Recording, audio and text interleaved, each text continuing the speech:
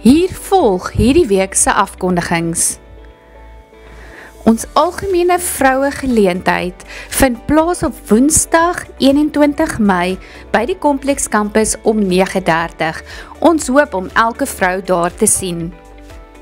29 Mei is Hemelvaartdag en ons het eredienste by De Gama sowel as Paradijsstrand Campus om 9:00 en dan ook 'n sessiediens by Kompleks Campus.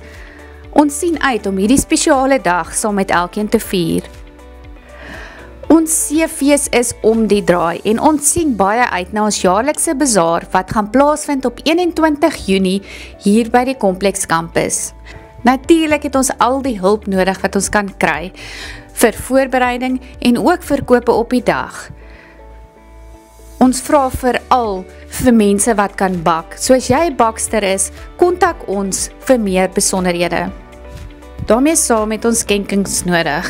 Stokbuik, koekmeel, eiers, suiker, botter en olie, sodat die baksters kan begin bak. Neem asseblief kennis van die aangepaste kostertye by De Gama Campus. Aan al die moederfigure wil ons sê gelukkige Moedersdag. Mag hierdie dag baie spesiaal wees en mag die Here julle seën.